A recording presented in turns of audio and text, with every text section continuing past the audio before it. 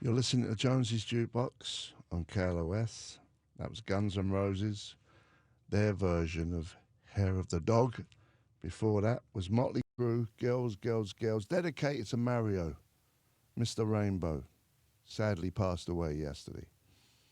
Now, do you think, talking about publishing, we got a man in here who knows a bit about publishing. You should do by now, right? I do. I'm a music publisher first by trade. Bert Berns, director of Bang, the Bret Berns, the Bert Berns story, sorry, and the song of Bert Berns. Yeah, it's a Now, tongue. he had a few names, right? He was. He was Russell Bird as a performer. He was Bert Russell as a songwriter. He was Bert Berns as a record producer. So his name, the recognition really got diluted by all these different names he had. What did he do? Why did he do that, you think? I think a lot of these guys had, dreams of, writing, composing for Broadway. So rock and roll, they used a different name. And with my dad, it's still, there's a lot of mysteries in my dad's story, and that's still one of them for me. Yeah, yeah, interesting. I've caught about 20 minutes of the documentary, but it is great. I can't wait to see the rest of it. Yeah, no, it's an incredible film. We're just having a moment with it that we never could have expected. But with the stars of the caliber of people in the film, I don't know how we could have gone wrong. Yeah, and you directing it as well, right? I'm one of the directors. Bob Sarles, my co-director and editor, he came on board in the last year of a 10-year process and really transformed the film completely. So he's co-director as well. How long did it take you to do it? I guess you had to gather a lot of old footage and stuff. Yeah, it was a lifetime's work, really. But 10 years from the date that I started shooting the first interviews. Wow. Yeah, I realized my father's peers we were losing them, and so without having ever made a home movie, I just thought, okay, we got to get great people and start shooting interviews and get the interviews in the can, and then one day I figured we'd make the film like this. Yeah. So how old was you when he was when he took off in New York when he started writing all them songs? Because there was a period where he couldn't get arrested, right? He didn't know what he was doing. He had the one girlfriend who left him, went to Florida, and he was he just had pipe dreams. Yeah, And then what happened? How did it all turn about? Was there some significant? well, he had that rheumatic heart condition, which was a death sentence, and so he knew he was going to die young. And I think in those early years, he just lived life like to the fullest. He was dancing in Harlem Mambo clubs, Right. and goes to Cuba before the revolution, is running guns for Castro's rebels. I mean, he was this Hemingway-ish kind of guy on a mission to live as much of his life as he could. And he didn't even have his first hit record till he was 31 years old, and he should have been dead by the time he was 31. So it was a meteoric run from that moment. I was not born when he had his first hit in 1961 with A Little Bit of Soap by the Jarmels. And then he enters Atlantic Records and starts working with Solomon Burke and has hit after hit. It was he took off. And in 65, when he started Bang Records, that's the year I was born. I see.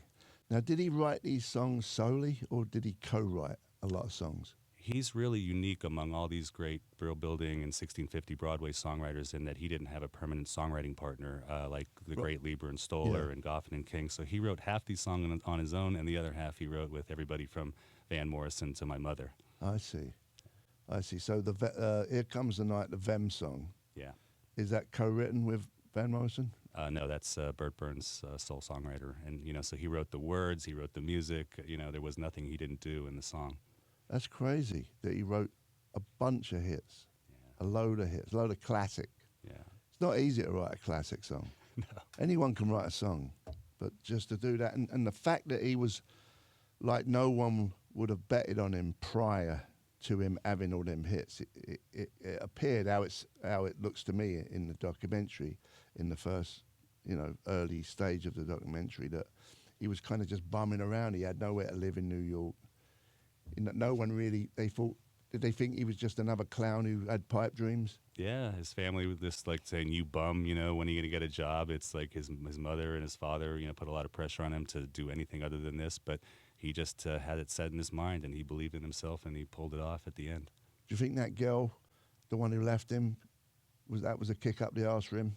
Yeah, Rita Constance, his first love, older woman who he loved, and they were living in the village together. And she just figured, I can't wait for you to make it. And so she took off, and he wrote a lot of these love songs, these heartbreak songs about her. That's always a good thing.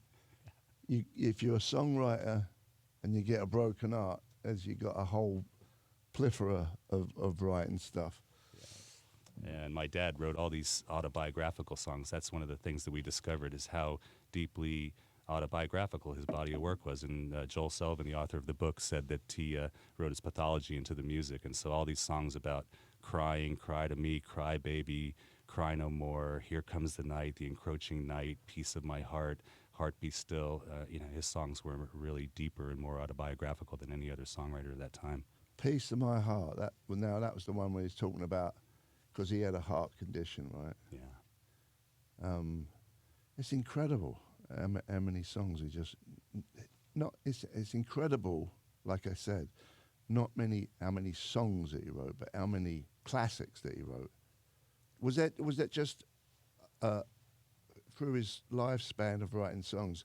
Was it just one period where he wrote all them hits, or did he keep writing hits till the day he died? It was really a 7-year run from that first hit in '61 to the last hit in '67. And in his story, he just kept, doubling, and tripling his success. So in one minute, he was a $50 a week songwriter. The next minute, he was staff producer at Atlantic Records. The next minute, he starts Bang Records with his partners at Atlantic. And then the next minute, he was gone. Yeah. Now, was he a smart guy, or did he get screwed?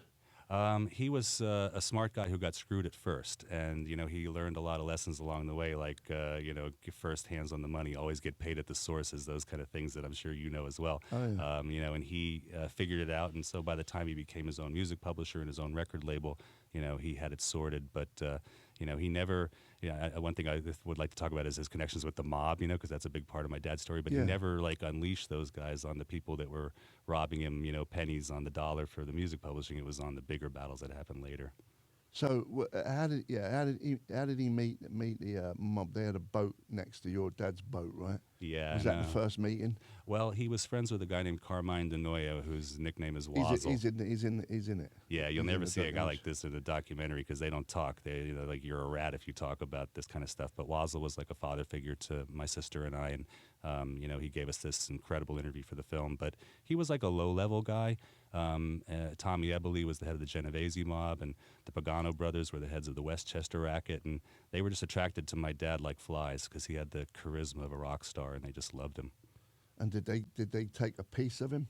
They never took a piece of him. It was as hard as to believe. It was really a relationship that was built on friendship. And anybody who ever tried to, rob my dad found out the hard way, that he was the most mobbed up guy in the music business. So they didn't ask him for any favors, like, hey, come play at the party, or Never. can No. you get so and so to play at our party? No favors. Nothing like that. Wow. I mean, one thing that no one's accused us of with this film is a vanity project. This is no hagiography. We really told the truth as we found it. And I would have been the first to admit if I thought that I had found, a business relationship there, but it was strictly friendship. Wow, cool. Let's play a song that he wrote. Them, Here Comes the Night. Is this the Them version or the David Bowie version? Let's play Them. Bert Berns with the documentary Bang. Where can so is it out yet? You're doing I just saw the piece of paper. You got a release Friday, May 5th. Tonight at the Lemley, North Hollywood. Yeah. 7 Lancashire Boulevard. Okay. Let's play Them. Take it away, son.